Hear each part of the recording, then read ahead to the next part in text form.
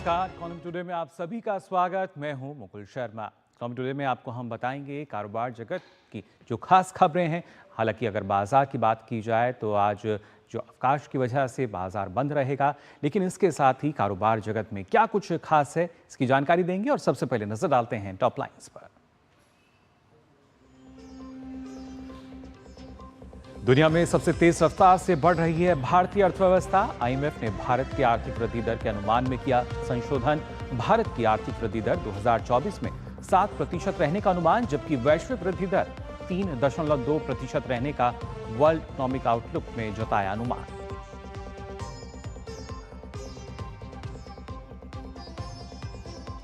रक्षा क्षेत्र में आत्मनिर्भरता को मिल रहा है बढ़ावा। पिछले 3 वर्षों में 12,300 से अधिक वस्तुओं का हुआ स्वदेशीकरण। रक्षा क्षेत्र के सार्वजनिक उपक्रमों ने घरेलू विक्रेताओं को दिए 7,572 करोड़ रुपए के ऑर्डर।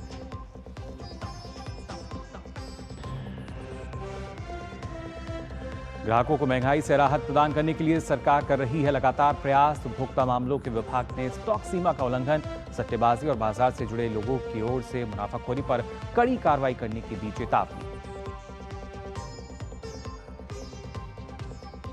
और अहमदाबाद मुंबई बुलेट ट्रेन को लेकर नया अपडेट। गुजरात की कोलक नदी पर 160 मीटर के लंबे पुल का निर्माण पूरा। परियोजना के तहत भारत की पहली समुद्र के अंदर बनने वाली रेल सुरंग का काम भी शुरू।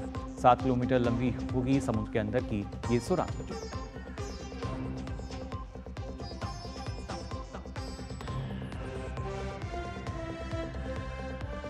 तो आज की जो टॉप लाइन्स हैं वो आपने जानी, क्या कुछ खास।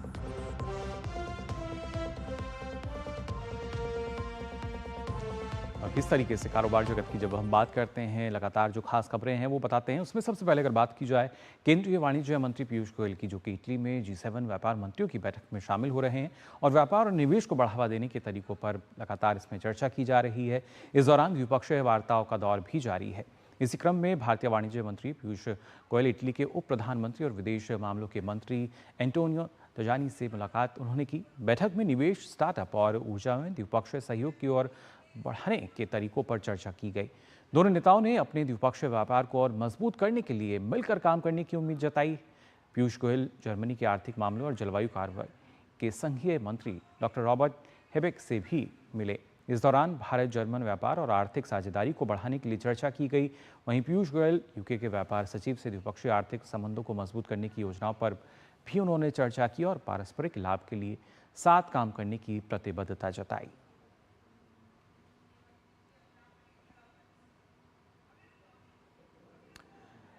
तो लगातार जो चर्चाओं का दौर है वो यहाँ जारी। और भारत की अर्थव्यवस्था के लिहाज से काफ़ी बेहतर न सिर्फ ये जो द्विपक्षीय मुलाकातें हैं, बल्कि किस तरीके से आने वाले समय में अलग देशों को इसका फ़ायदा मिल सकता है और भारत को किस तरीके से जो फ़ायदा है वो मिल पाएगा। और इसके साथ ही अब आइए बढ़ते हैं अगली खबर की तरफ, जो कि खासतौर से रक्षा क्षेत्र से संबंधित है। कैसे आत्मनिर्भरता बढ़ रही है। दरअसल सरकार ने रक्षा क्षेत्र में आयात को कम करने और आत्मनिर्भरता को बढ़ावा देने के लिए 340 वस्तुओं वाली 5वीं सकारात्मक स्वदेशीकरण सूची PIL अधिसूचित की है। इनमें रणनीतिक रूप से महत्वपूर्ण लाइन रिप्लेसमेंट इकाइयाँ, स्पेयर, घटक और कच्चा माल शामिल है, जिनका आयात प्रतिस्थापन मूल्य 1,000 करोड़ रुपए से अधिक है। रक्षा मंत्रालय ने कहा है कि यह सामान केवल भारतीय उद्योग से खरीदा जाएगा। मंत्रालय ने कहा कि पिछले 3 वर्षों में 12,300 से अधिक वस्तुओं का स्वदेशीकरण किया गया है। परिणाम स्वरूप रक्षा सार्वजनिक क्षेत्र के उपक्रमों ने घरेलू विक्रेताओं को कुल 7,500 करोड़ रुपए से अधिक के ऑर्डर दिए हैं।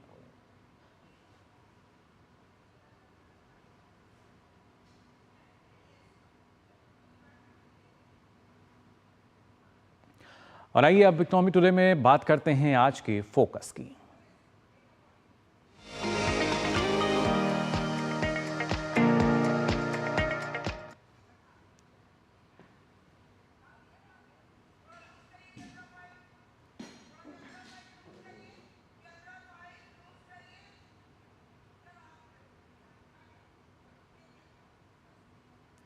तो भारतीय अर्थव्यवस्था की अगर बात की जाए तो शानदार प्रदर्शन इसका लगातार जारी है और उसी की वजह से देश दुनिया की ज़्यादातर जो रेटिंग एजेंसियां हैं वो अपने अनुमानों को बदल रही हैं, संशोधन उनमें हो रहा है।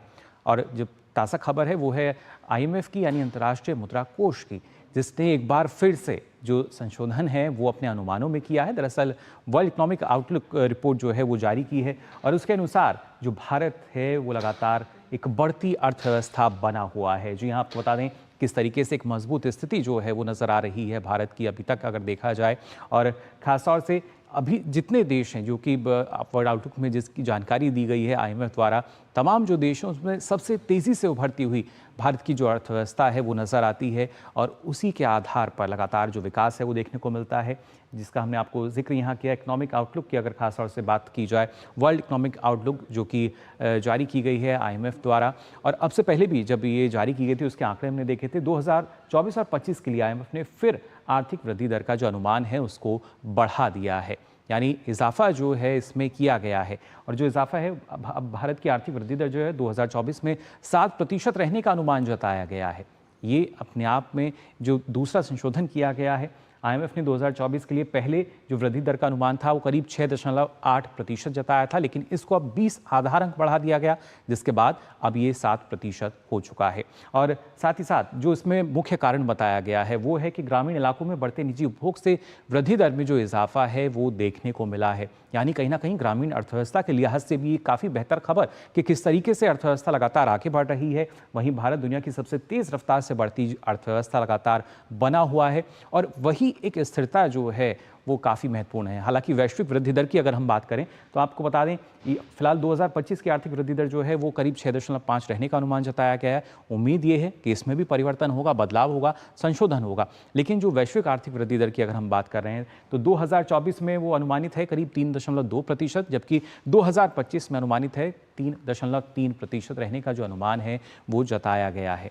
तो आप अंदाज़ा लगा सकते हैं कि कैसे जो वैश्विक वृद्धि दर है वहाँ पर 3.2% की जो आर्थिक वृद्धि का अनुमान है, जबकि भारत की हम बात करें, देश की अगर बात की जाए तो करीब 7% की आर्थिक वृद्धि के साथ लगातार जो अर्थव्यवस्था है उसको मजबूती मिलती हुई नजर आ रही है।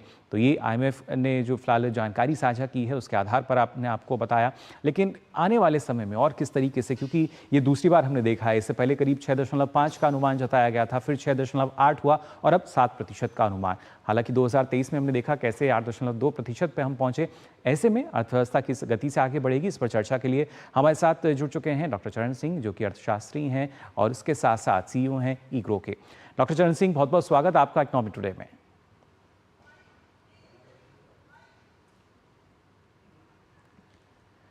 तो ये जो अर्थव्यवस्था का कल आप आंकड़ा देख रहे हैं IMF से आया है जी, वो बहुत ही एनकरेजिंग है। आपको पता है कि हमारे 6.8% का एवरेज था, जो कहा था कि 2024 में आगे बढ़ेंगे, इन्होंने उसको रिवाइज करके 7% कर दिया है। पर मुझे ये भी अभी कम लग रहा है। आपको मालूम है कि पिछले वर्ष हमने दुनिया को सरप्राइज किया था, 8.2% पे हम चले थे। तो मुझे लगता है कि हमारे में क्षमता है, कॉन्टिन्यूटी ऑफ पॉलिसी रही है। जब इंटरव्यू हुई तो उसमें चीफ इकोनॉमिस्ट IMF कह ही रहे थे कि पॉलिटिकल रीजंस के कारण भी ग्रोथ पे असर पड़ सकता है, पर हमारे देश में तो इलेक्शन हो चुकी है, कॉन्टिन्यूटी रही है। तो मुझे लगता है कि हम लोग ने सिर्फ दुनिया को एक बार फिर सरप्राइज कर देना है कि 7% से भी आगे हम बढ़ सकते हैं। देश में काफी मजबूती है, देश की यंग यूथ एम्प्लॉयमेंट भी चल रही है, देश में प्रोडक्शन, मैन्युफैक्चरिंग, कंस्ट्रक्शन एक्टिविटीज भी अच्छी चल रही है, मॉनसून भी अच्छी हुई है। तो इसलिए मुझे तो पूरा विश्वास है कि 7% जो इन्होंने अनुमान लगाया है इससे हम आगे बढ़ेंगे।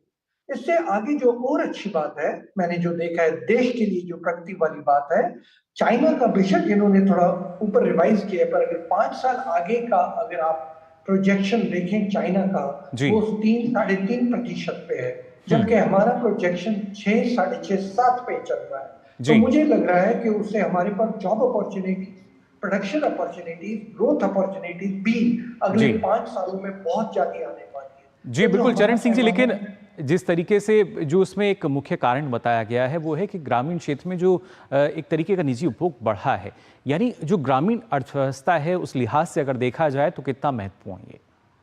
तो एक बात है, दुनिया भर में ये थोड़ा डर है कि क्योंकि जो विकसित देश हैं वो इतनी गति से आगे नहीं बढ़ रहे। आपको पता है अमेरिका की भी ग्रोथ रेट थोड़ी कम की गई है, तो उधर इंटरेस्ट रेट भी बहुत ज्यादा है, जिस कारण ग्रोथ पे असर पड़ सकता है। तो फिर ये अनुमान लगाया जा सकता है कि 7% इंडिया कैसे ग्रो करेगा। पिछले वर्ष हमने रिकॉर्ड एक्सपोर्ट किया था, तो मुझे लगता है एक्सपोर्ट तो करेंगे ही करेंगे, पर आईएमएफ ने ये भी बताया है कि जो परचेजिंग पावर है, जो डेवलपमेंट है रूरल एरियाज में, वो भी बढ़ने वाली है। तो इंडिया को किसी किस्म का कोई फिक्र नहीं है कि अगर दुनिया की अर्थव्यवस्था थोड़ी डगमगा रही है या थोड़ी स्लो है इंटरेस्ट रेट कारण या इन्फ्लेशन कारण, क्या जी। इंडिया की ग्रोथ रेट पे उस पर असर पड़ेगा? नहीं, हम्म। क्योंकि हमारी रूरल डिमांड, रूरल इकोनॉमी अभी काफी अच्छी कर रही है। तो जी। हिंटरलैंड्स में भी ग्रोथ टीयर 2, टीयर 3 सिटीज में और रूरल एरियाज में construction activities, better agriculture, better agro processing, better alternative जिसमें फिशरीज वगैरह की बात करते हैं, जी। तो वहां पर भी काफी बढ़ोतरी हो रही है ग्रोथ में। तो रूरल एरिया सपोर्ट भी काफी आने वाली है। रूरल एरियाज में हमारे जो हाउसिंग प्रोजेक्ट्स भी चल रहे हैं, वो भी किस्म का डिमांड क्रिएट करते हैं। एमएसपी की भी सपोर्ट डिमांड जनरेट करती है। तो हम्म। ये सारी चीजें रूरल एरियाज में ग्रोथ ओरिएंटेड है। तो वही आईएमएफ कह रहा है कि जी। इंडिया की ग्रोथ स्टोरी सॉलिड है। अगर वर्ल्ड ग्रोथ पे भी फर्क पड़ रहा है, ट्रेड पे फर्क पड़ रहा है, इंडिया की ग्रोथ सॉलिड। जी। ट्रेड में भी उन्होंने कहा कि जी। देखिए वर्ल्ड में टैरिफ वॉर चल रहा है, लोग टैरिफ्स बढ़ा रहे हैं। उन्होंने कहा 3000 टाइप पिछले वर्ष बढ़े हैं, जबकि 1000 2019 में कोविड से पहले हुआ था। ये टैरिफ वॉर करके भी मल्टी ट्रेड के असर पड़ सकता है, बिल्कुल एक चरण उनका सिंह जी, लेकिन अनुमान है। जो 2023 के जब आखिरी तिमाही की अगर हम बात करें, क्योंकि हमने देखा था जनवरी से मार्च के दौरान जो एक गति थी वो अर्थव्यवस्था में नजर आई, और इस साल के चालू वित्त वर्ष की जो पहली तिमाही है उसमें भी हम मान के चल रहे हैं कि उसी का असर है, वो लगातार एक जो स्पीड है वो बनी हुई है। लेकिन क्या माना जाए कि आने वाले समय में क्या करीब 8% की जो आर्थिक वृद्धि दर है उसमें कुछ स्थिरता हमारे देश में आएगी? मुझे तो लग रहा है, क्योंकि जिस तरीके मैंने कहा कि हमने पिछले वर्ष सबको सरप्राइज किया 8.2% ग्रोथ अचीव करके, जी। इस बार भी हमें वही लग रहा है कि आईएमएफ अभी तो सिर्फ शुरू में कह रहा है कि 0.2 बेसिस पॉइंट उन्होंने हमारी ग्रोथ रेट को बढ़ोतरी दी है, पर जिस तरीके कॉन्टिन्यूटी कंट्री में मेंटेन हुई है और जिस तरीके ट्रेड, कंस्ट्रक्शन, मैन्युफैक्चरिंग का बिहेवियर चल रहा है और एग्रीकल्चर की अच्छी प्रोडक्शन और एग्रीकल्चर की सोइंग सब ठीक चल रही है, तो मुझे लगता है 8% ग्रोथ हमारे लिए अनहोनी नहीं है।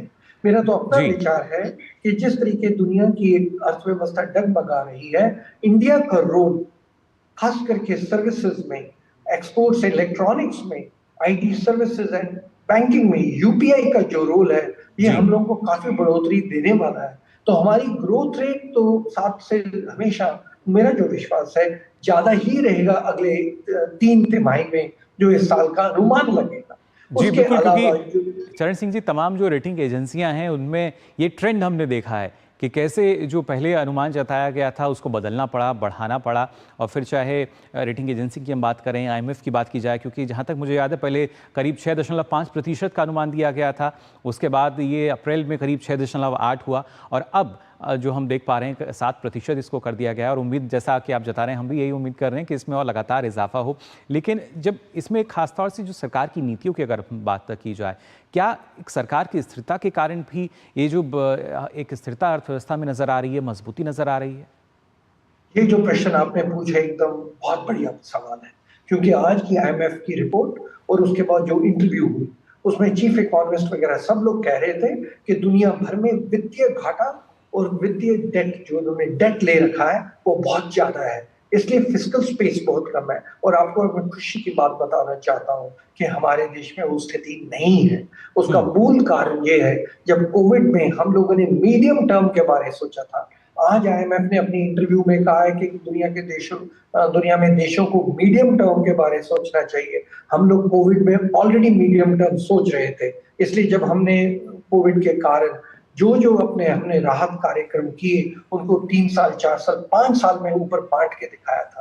कैपिटल एक्सपेंडिचर जो उन दिनों में बढ़ा था, वो आज असर दिखा रहा है। जी। हमारा जो वित्तीय घाटा बिल्कुल ट्रेंड पे चल रहा है, और हमारा जो डेट है कंट्रोल के अंदर चल रहा है, 80% के करीब है। जब दुनिया भर के देश कहते थे कि 60% का पैमाना होना चाहिए, और वो 100 से ऊपर जा चुके हैं, उन सब में हम लोग सबसे आगे। जो आज आईएमएफ लोगों को सलाह दे रहा है, वो हम लोग पिछले 4 साल कोविड के दौरान उसको प्रैक्टिस कर चुके हैं। तो वो जी। मुझे बहुत अच्छा लगा है कि इस तरीके, अभी अगले 10 दिन में बजट आने वाला है, तो इंटरिम बजट भी आया है। ये सारी क्रिटिकल साइकिल्स के बावजूद बजट ने एक फिस्कल डिसिप्लिन मेंटेन किया है। जी। तो वो तो चीज हमारे देश के लिए बहुत ही सेलिब्रेटरी है और खुशी की बात है कि जो हम लोग प्रैक्टिस करते रहे हैं हुँ। वो आईएमएफ अभी दुनिया को बता रहा है कि ये बेस्ट प्रैक्टिसेस जी, है। बिल्कुल और तो मुझे इसमें वो चरण सिंह जी कंटिन्यूटी लगती है। महँगाई का भी ज़िक्र किया गया है कि वैश्विक स्तर पर अगर देखा जाए जो महँगाई दर है, उसमें भी कुछ गिरावट है और उसके साथ-साथ जब हम बात कर रहे हैं कि किस तरीके से एशिया के जो अलग-अलग देश हैं, वो एक तरीके से तेज़ी के साथ आगे बढ़ रहे हैं, जिसमें ना सिर्फ भारत सबसे आगे बल्कि पूरे विश्व की जब हम बात करते हैं, तो तेज़ी से उभरती अर्थव्यवस्था लगातार बना हुआ है। लेकिन ये जो स्पीड फिलहाल हम देख पा रहे हैं क्योंकि रोज़गार सृजन लगातार हो रहा है, मैन्युफैक्चरिंग हब की हम बात करते हैं, जो निर्यात है उसमें इजाफा हमें देखने को मिल रहा है। बजट का आपने यहाँ ज़िक्र किया, क्या उसके बाद और तेज़ गति जो है वो मिल पाएगी इन तमाम क्षेत्रों में? मैं एक भ्रम क्लियर करना चाहता हूँ इन्फ्लेशन का। देखिए, अगर 30 वर्ष का एवरेज लेंगे, तो हमारे देश में 30 वर्ष का एवरेज करीब 6% इन्फ्लेशन पे आता है। अगर दुनिया भर का 30 वर्ष का अमेरिका का, इंग्लैंड, यूरोप का लेंगे, उनका 2 1.8 1.7% आता है। इन जी। लोगों की इन्फ्लेशन 10 पर चली गई, जो 30 ईयर एवरेज इनका 2 के कम है और आजकल भी 3 साढ़े 3 के आसपास चल रही है, जो इनके डबल समझ लीजिए 30 साल की एवरेज है। अब हुँ। हमारा देख लीजिए, हमारी इन्फ्लेशन अभी टमाटर के भाव थोड़े बढ़े हुए हैं, थोड़ी इन्फ्लेशन इस बार जो आंकड़े आए हैं थोड़ा ऊपर आया है, पर 6, 7, 8 के आसपास ही हम लोग घूमते रहते हैं। तो ये जो भ्रम हम लोग कहते हैं कि इन्फ्लेशन इंडिया में बहुत हावी है, वो मुझे आंकड़ों में तो नहीं दिख रही है। जी, जबकि बिल्कुल दुनिया और भर ख़ास में तौर से जब अर्थव्यवस्था की हम बात करते हैं चरण सिंह जी, तो कहीं न कहीं जो आंकड़े हैं, वो काफ़ी महत्वपूर्ण रहते हैं। और जो भी अभी आंकड़े हमने दर्शकों को भी बताए, जिन आंकड़ों का आप भी ज़िक्र कर रहे हैं, उन्हीं आंकड़ों के माध्यम से अगर देखा जाए, तो आने वाले समय में और किस तरीके से जो विकास है, वो देश में देखने को मिलेगा? मेरी मेरी नज़र में हम लोग 7% से ज़्यादा जाएँगे, वो जी। मुझे क्लियर लग रहा है, क्योंकि मैं सरप्राइज़ पहले भी दिया है। जहाँ तक इन्फ्लेशन का सवाल है, मेरी नज़र में हम लोग 6-7 के आसपास ही रहेंगे। रिज़र्व बैंक ने प्रेडिक्ट किया है कि हम लोग कंट्रोल कर पाएँगे, साढ़े 4-5 के आसपास आ जाएँगे, आ भी सकते हैं। पर जी। दुनिया भर में जो इन्फ्लेशन का रेट इतना हाई चल रहा है, वहाँ पर हम कहीं जाने वाले नहीं हैं। वो हमारे देश में होने वाला नहीं है। जी, फिस्कल बिल्कुल। डेफिसिट और डेट का जहाँ तक सवाल है, मुझे हुँ। पूरा विश्वास है कि जो बजट आ रहा है, उसमें हम लोगों ने फिस्कल कंसोलिडेशन का रास्ता जो अपनाया हुआ है, जी। कोविड के दौरान भी अपनाया था, वो चलता रहेगा। डेफिसिट भी कंट्रोल में रहेगा और हुँ। हमारा डेट भी कंट्रोल में रहेगा। जी, बिल्कुल हमारा और इस इंडेक्स बजट से तो करेक्शन ख़ैर आम जनता जो है उसको भी काफ़ी उम्मीदें हैं। उसके बारे में भी अपने दर्शकों को आगे हम यहाँ दिखाएँगे किस तरह से जनता की राय है। फ़िलहाल आपका बहुत-बहुत शुक्रिया हमारे साथ जुड़ने के लिए, इतने महत्वपूर्ण विषय पर हमारे साथ चर्चा करने के लिए। तो यहाँ पर आपने जाना किस तरीके से जो देश की अर्थव्यवस्था है उसको मजबूती मिल रही है, ना सिर्फ अंतर्राष्ट्रीय स्तर पर बल्कि तमाम जो रेटिंग एजेंसियाँ हैं उन्हें अपने पूर्वानुमान में अब लगातार बदलाव करना पड़ रहा है। फिलहाल हम यहाँ रुक रहे हैं एक छोटे से ब्रेक के लिए, जल्द हाजिर होते हैं। बढ़िया है, चलो प्राकृतिक हल्दी, मिर्ची, धनिया। नहीं, मिर्ची, धनिया, हल्दी, MDH। मसाले सच सच MDH। बात जब पीढ़ियों के लिए बनने वाले घर की हो तो जिम्मेदारी बड़ी हो जाती है। गैलेंट समझता है ये जिम्मेदारी। अब डबल M रिब्स के साथ गैलेंट एडवांस TMT रीबार, निर्माण का रियल हीरो। ब्रेक के बाद आप सभी का एक बार फिर स्वागत इकोनॉमी टुडे में। और ब्रेक पे जाने से पहले हम यहाँ बात कर रहे थे किस तरीके से मैन्युफैक्चरिंग की बात की जाए, देश में रोजगार की बात की जाए, और इसी से जुड़ी एक और खबर जो कि सामने आई है। दरअसल असम सरकार ने सेमीकंडक्टर प्लांट के लिए टाटा को जगह सौंप दी है। इसके लिए असम सरकार ने टाटा समूह के साथ एक समझौते पर हस्ताक्षर किए हैं। समझौते के तहत कंपनी को मोरीगांव जिले के जगी रोड में 27,000 करोड़ रुपए के सेमीकंडक्टर संयंत्र के लिए 170 एकड़ से अधिक जमीन पट्टे यानी लीज पर दी गई है। अनुमान है कि इस प्लांट से प्रतिदिन 48 मिलियन चिप का उत्पादन होगा, जिससे 16,000 से अधिक युवाओं को सीधे तौर पर रोजगार मिलेगा। इस प्लांट में जिन क्षेत्रों को कवर किया जाएगा उनमें ऑटोमोटिव, इलेक्ट्रिक वाहन, उपभोक्ता, इलेक्ट्रॉनिक्स, दूरसंचार और मोबाइल फ़ोन शामिल हैं।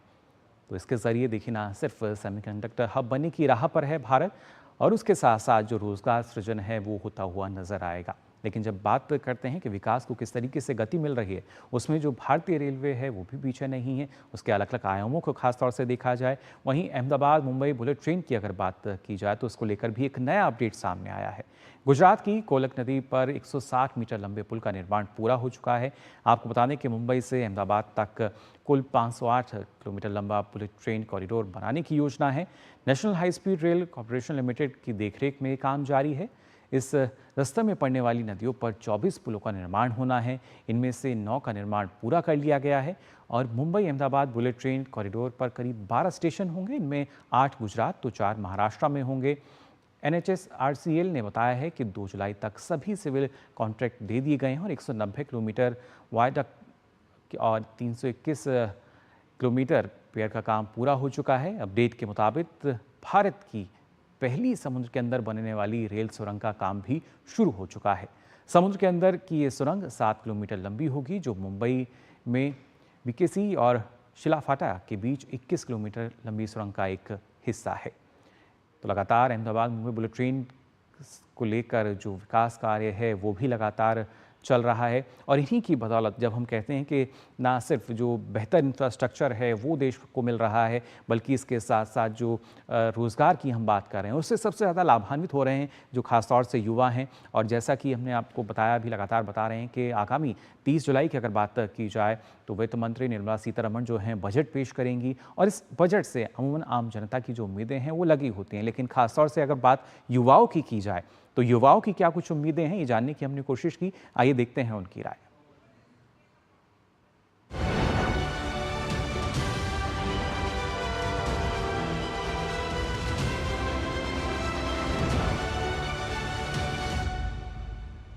युवा के लिए शिक्षा सबसे बड़ा है। ये देखो मेरे हाथ में अभी पेन भी है, तो शिक्षा सबसे बड़ा जो होता है वो होना चाहिए। शिक्षा के लिए 10% मेरे हिसाब से तो सरकार को अलग रखना चाहिए। आज भारत स्टार्टअप की ओर बढ़ रहा है, युवा व्यापार की ओर जा रहे हैं, तो नए व्यापार के लिए जो सरकार है वह ज़्यादा से ज़्यादा और कम पैसों के अंदर लोन को उपलब्ध कराएं ताकि युवा आसानी से व्यापार को आगे कर सके। और रिसर्च सेंटर ज़्यादा से ज़्यादा होने चाहिए ताकि रिसर्च करके युवा देश को कहीं ना कहीं नई ऊंचाइयों पर लेके जाए। रोजगार के लिए भी उनको थोड़ा कदम उठाना चाहिए और रोजगार के लिए प्राइवेटाइजेशन ऐसे कुछ कदम उठा सकती है सरकार। बहुत एक्सपेक्टेशंस हैं। पिछली बार जो फ़ंड दिया गया था यूथ मिनिस्ट्री को वो अच्छा फ़ंड था, उसके बाद काफ़ी सारी एक्टिविटीज़ भी इनिशिएट हुई, लेकिन इस बार हम एक्सपेक्ट करते हैं कि जो हमारे रिसोर्सेज हैं वो थोड़े और बढ़ेंगे, क्योंकि हर साल दर बदर पॉपुलेशन तो बढ़ रही है और जो हमारी इंडिया की जो मीन एज है उसको 29 कहा जाता है, India is a young country. तो अगर पॉपुलेशन बढ़ रही है, लोग बढ़ रहे हैं, तो इनिशिएटिव्स भी बढ़ेंगे, लेकिन उसके लिए आपको फंड्स भी चाहिए, आपको रिसोर्सेज भी चाहिए। तो इस बार उम्मीद ये है कि रिसोर्सेज बढ़ेंगे और इनिशिएटिव्स बढ़ेंगे और आउटपुट बढ़ेगा। इस बार के बजट से पहले भी शिक्षा पे काफ़ी बढ़ाया गया बजट में और स्किल डेवलपमेंट पे काफ़ी फोकस किया गया, एम्पावरमेंट पे काफ़ी फोकस की गई। इस बार एक्सपेक्टेशंस यही है कि स्किल और एजुकेशन के इम्प्लीमेंटेशंस पे भी पर्टिकुलरली एक बजट पे एक हिस्सा हो, जिससे क्योंकि जो गवर्नमेंट अपॉर्चुनिटीज़ आ रही हैं और जो गवर्नमेंट स्कीम्स आ रहे हैं उसके इम्प्लीमेंटेशंस पे भी फोकस हो ताकि उसका यूटिलाइजेशन हो सके और जो यूथ है उसका बेनिफिट उठा सके। कुछ फंड जो है हमें रिसर्च के लिए भी पर्टिकुलरली अच्छा फंड आना चाहिए, क्योंकि अगर हम चाहते हैं कि हमारे भारत जो है वो विकसित बने तो फिर उसके लिए हमें ये होना चाहिए कि रिसर्च एक्टिविटीज़ हम यहाँ से ज़्यादा प्रमोट करें, तो उसके लिए प्रॉपर फंडिंग हो, प्लस हमारे यहाँ के कल्चर हेरिटेज के लिए भी फंडिंग अच्छी होनी चाहिए। आज भारत उभरते हुए भारत की ओर अग्रसर है, तो पिछली सरकार का जो टेन्योर रहा है उन्होंने स्किल डेवलपमेंट पर काफ़ी फोकस किया है। तो वर्तमान समय में भी स्किल डेवलपमेंट को लेकर सरकार एक अच्छा सा बजट युवाओं के लिए दे, ताकि स्किल्ड युवा आज के भारत में जो मिशन 2047 भारत सरकार का है उसकी ओर हम अग्रसर हो सकें। जो स्किल डेवलपमेंट के लिए मोदी गवर्नमेंट ने जो 2047 का जो एक डेवलप्ड नेशन का जो सपना है उसको पूरा करने के लिए skill development programme specially for waste management, e waste management and इस सब को ध्यान में रखते हुए इंट्रोड्यूस करना चाहिए मोदी गवर्नमेंट को, क्योंकि अभी इलेक्ट्रॉनिकल व्हीकल्स और इन सब पे बहुत ज्यादा फोकस है गवर्नमेंट का। तो उसकी वेस्ट मैनेजमेंट को भी बहुत अच्छे से ध्यान में रखते हुए मोदी गवर्नमेंट को कोई ना कोई प्रपोजल लेके आना चाहिए इस बजट में। तो बजट से जो युवाओं की उम्मीदें हैं वो आपने यहाँ जानी, किस तरीके से उम्मीदें लगातार पूरी होती हुई हमें नजर आई हैं और बजट में इसकी बानगी भी हमें देखने को मिलेगी। फिलहाल इकोनॉमी टुडे में बस इतना ही, लेकिन चलते चलते आपको छोड़ जाते हैं कारोबार जगत से जुड़ी कुछ और खबरों के साथ। फिलहाल मुझे दीजिए अनुमति, नमस्कार।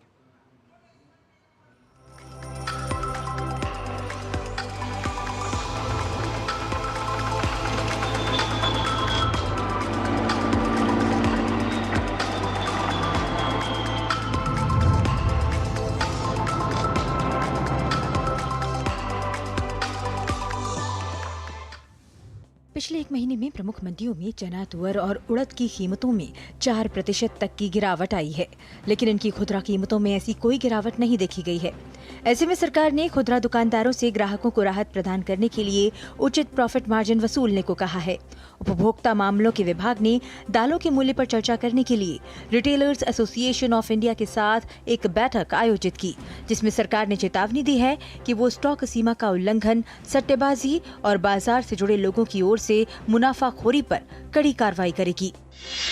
कपड़ा और परिधान निर्यात में जून में साल दर साल 1.63% की बढ़त देखी गई है, जबकि कपड़ा निर्यात में 0.5% बढ़त हुई। वहीं परिधान शिपमेंट 3.68% बढ़ा। अगर अप्रैल से जून तक की अवधि में कपड़ा और परिधान निर्यात की बात करें तो साल दर साल इसमें 4.08% की बढ़ोतरी हुई है। पेटीएम को security and exchange board of India यानी सेबी ने एक प्रशासनिक चेतावनी दी है। पेटीएम की पेरेंट कंपनी 197 कम्युनिकेशंस को वित्त वर्ष 2021-22 के दौरान किए गए लेन देन के एक सिलसिले में मार्केट रेगुलेटर सेबी ने वार्निंग लेटर भेजा है। मामला वित्त वर्ष 2022 में ऑडिट कमेटी या शेयर होल्डर की मंजूरी के बिना पेटीएम पेमेंट्स बैंक के साथ संबंधित लेन देन से जुड़ा हुआ है। भारत में अमेरिका के राजदूत एरिक गारसेटी ने कहा कि नवाचारी परियोजनाओं की मदद से भारत शून्य कार्बन उत्सर्जन की तरफ बढ़ रहा है। उन्होंने गुजरात के खावड़ा में अदानी समूह के नवीकरणीय ऊर्जा संयंत्र के उनके दौरे को एक सीखने वाला अनुभव बताया। बता दें कि अदानी समूह गुजरात के कच्छ स्थित खावड़ा में परती जमीन पर दुनिया की सबसे बड़ी 30,000 मेगावाट की नवीकरणीय ऊर्जा परियोजना का विकास कर रहा है। अदानी समूह और सीरियस इंटरनेशनल होल्डिंग का संयुक्त उपक्रम और इंटरनेशनल होल्डिंग कंपनी की सहायक सीरियस डिजिटेक लिमिटेड ने क्लाउड प्लेटफॉर्म कंपनी कोरेज आईओ के अधिग्रहण की घोषणा की। कोरेज आईओ डेटा की सुरक्षा के लिए क्लाउड सर्विस मुहैया कराता है। अधिग्रहण से सीरियस डिजिटेक को क्लाउड सेवाएं प्रदान करने में सक्षम बनाया जाएगा। घरेलू हवाई यात्रियों की संख्या जून में करीब 6.25% बढ़कर 1.32 करोड़ पर पहुंच गई है। एक साल पहले इसी महीने में ये 1.25 करोड़ थी। डीजीसीए के मुताबिक इंडिगो से सबसे अधिक 80,86,000 लोगों ने यात्रा की है। एयर इंडिया से 17,47,000 और विस्तारा से 12,84,000 लोगों ने यात्रा की। देश की दिग्गज दवा कंपनी सिप्ला को आयकर विभाग ने 773 करोड़ 44 लाख रुपए का भारी भरकम नोटिस थमाया है। कंपनी को ये नोटिस 2015-16 से 2022-23 के असेसमेंट ईयर के लिए दिया गया है। सिप्ला ने आयकर विभाग से मिली इनकम टैक्स की इस डिमांड को गैर वाजिब बताते हुए कानूनी तौर पर इसके खिलाफ अपील करने की बात कही है। सैमसंग ने अपने छठी पीढ़ी के foldable smartphone Galaxy Z Fold 6 और गैलेक्सी Z Flip 6 के लिए रिकॉर्ड प्री ऑर्डर की घोषणा की। पहले 24 घंटों में इनके लिए प्री ऑर्डर पिछली पीढ़ी के फोल्डेबल की तुलना में 40% अधिक हुए। भारतीय उपभोक्ताओं के लिए गैलेक्सी Z Fold 6 और Z Flip 6 का निर्माण सैमसंग की नोएडा फैक्ट्री में किया जा रहा है।